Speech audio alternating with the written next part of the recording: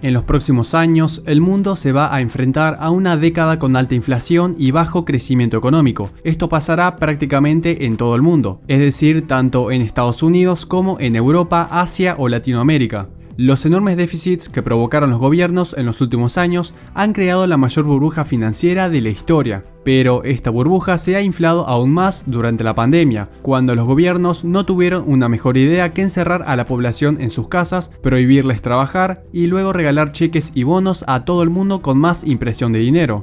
Todos estos errores los tendrá que pagar tarde o temprano el sector privado, es decir, el empleado privado, el comerciante, el dueño de negocio, el empresario y las próximas generaciones. Lo pagarán a través de más impuestos, inflación de precios y bienes y servicios de peor calidad. La culpa no solo es del gobierno, sino también de los bancos centrales que, por supuesto, trabajan conjuntamente.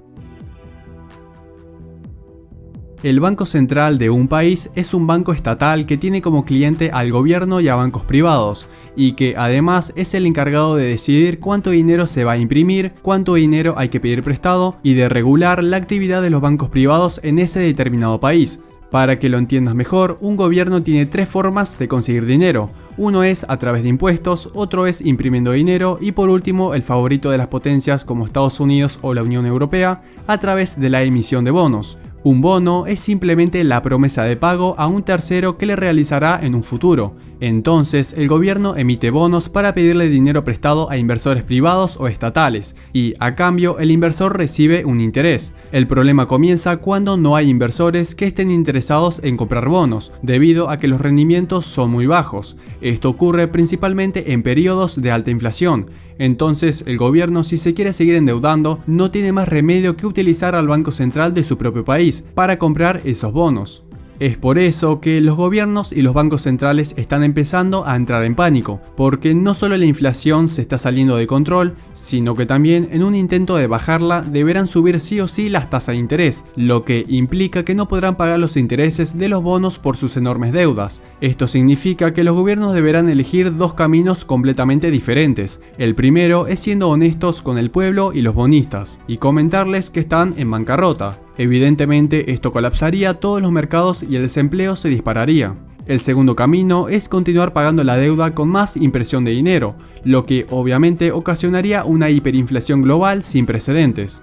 El origen de este problema monetario comienza concretamente en 1971, cuando el presidente de ese entonces, Richard Nixon, decide abandonar el patrón oro, pero la burbuja en la que nos encontramos en la actualidad comienza realmente luego de la crisis de Lehman Brothers, es decir, a finales de 2008, cuando el gobierno de Estados Unidos, para salir de la recesión en la que se encontraba, decide seguir las recomendaciones de Milton Friedman: rescatar bancos, expansionar la economía con mucha impresión de dólares y, como cereza del postre, regalar préstamos a todo el mundo manteniendo las tasas de interés al 0%. Todo esto ocasionó un enorme auge artificial en la economía durante más de 10 años, en donde los principales índices y empresas comenzaron a subir como la espuma, debido a todos los nuevos dólares entrantes en la economía.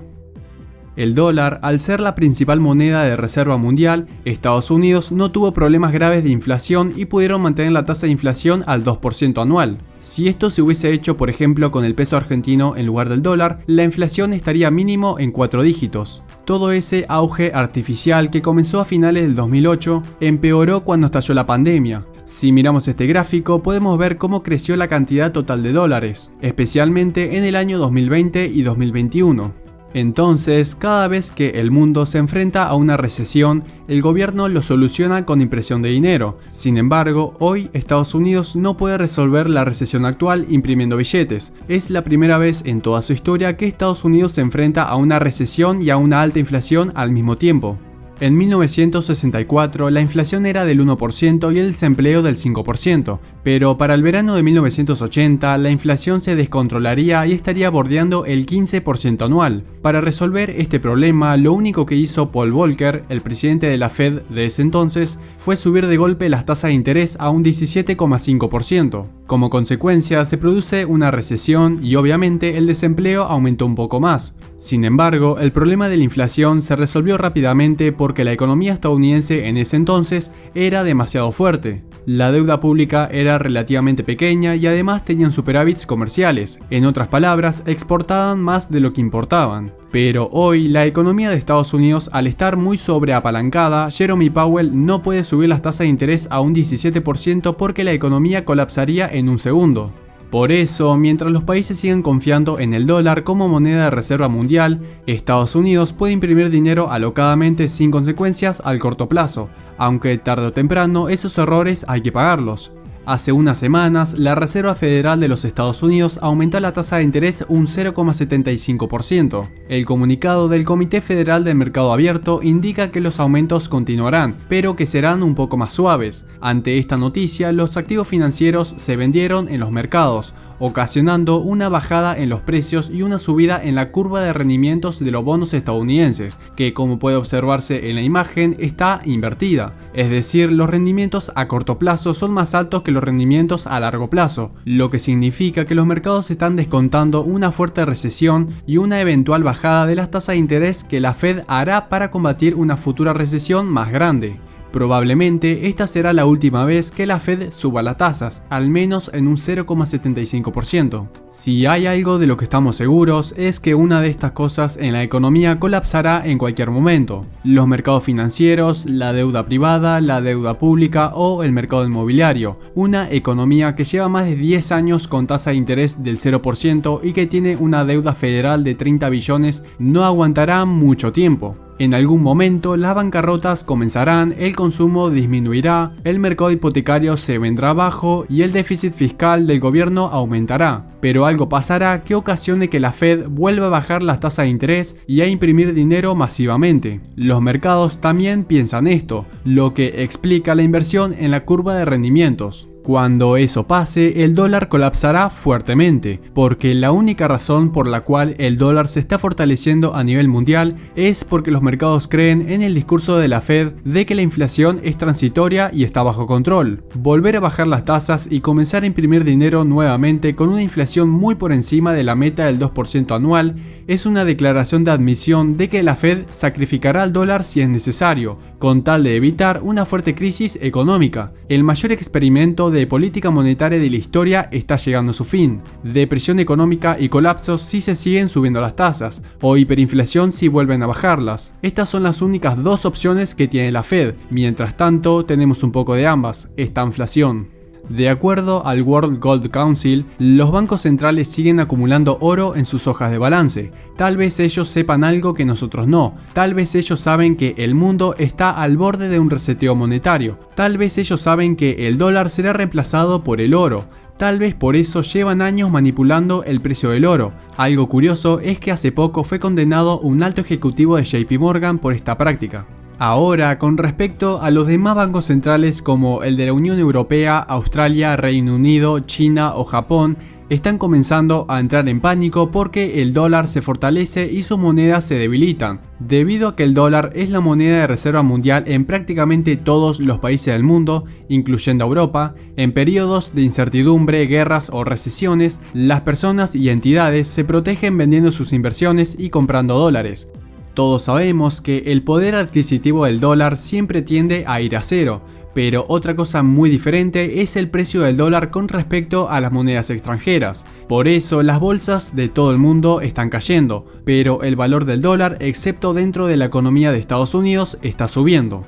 En otras palabras, el dólar dentro de Estados Unidos pierde valor mientras que en el resto del mundo aumenta su valor.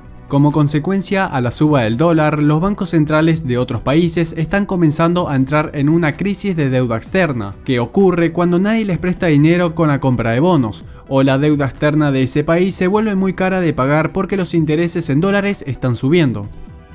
Pero además de la suba del dólar, los rendimientos que pagan los bonos en Estados Unidos también están subiendo, por lo que cada vez menos inversores quieren prestarle dinero a los bancos centrales de otros países porque es más seguro prestarle dinero y comprarle bonos a Estados Unidos. Para compensar esa suba de rendimientos en Estados Unidos, la mayoría de los bancos centrales también comenzaron a aumentar las tasas de interés en sus propios bonos. Estados Unidos está subiendo las tasas de interés de sus bonos porque es una de las mejores formas que tiene la Reserva Federal para bajar la inflación. Pero mientras todo el mundo sube sus tasas, el Banco Central de Japón está remando a contracorriente y manteniendo sus tasas en un 0%. Los banqueros japoneses están tratando de mantener sus tasas al mínimo posible porque si las suben, entonces no podrían pagar la monstruosa deuda que tienen.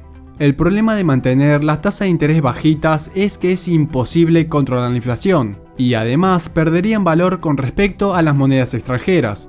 Que el Banco Central de Japón haga esto es un gravísimo problema, porque muchos países deben importar bienes para consumir o materiales que las empresas necesitan para producir. Por lo tanto, si la moneda local de ese país baja y las importaciones se realizan por ejemplo en dólares estadounidenses o en euros, tendrán que pagar más caras las importaciones. Esto significa que las importaciones serán cada vez menores, lo que disminuye la calidad de vida de las personas al tener menos productos de menor calidad en las tiendas, y al mismo tiempo aumentando la dependencia en la industria local. En otras palabras, que la inflación perjudica también a las importaciones, y las importaciones perjudican al consumidor.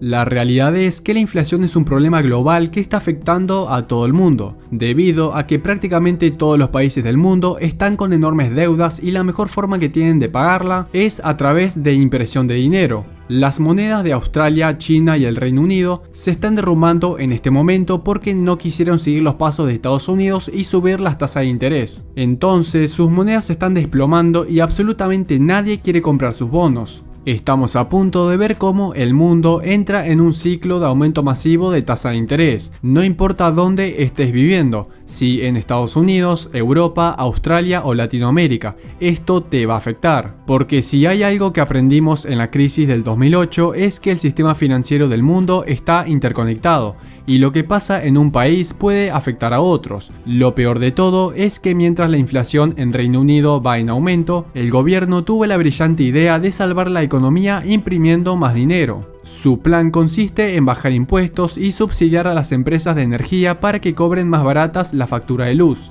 Si bien uno podría pensar que está bien bajar los impuestos o subsidiar la factura de luz, la verdad es que estas decisiones solo van a seguir empeorando la inflación.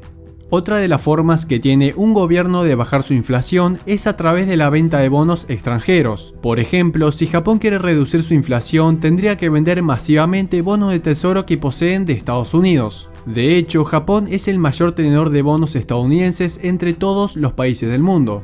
En este gráfico, Japón está en primer lugar con 1,2 billones de dólares, China en segundo lugar y Reino Unido en tercer lugar. Básicamente lo que haría el gobierno japonés sería vender los bonos estadounidenses y con esos dólares comprar yenes. Automáticamente, al hacer esto, el yen subiría de precio con respecto a las demás monedas. Sin embargo, si Japón o China deciden vender todos sus bonos estadounidenses de golpe, colapsaría el mercado de bonos y también el de acciones. Entonces no habrá duda que muchos acuerdos comerciales se romperían como amenaza a la venta de bonos.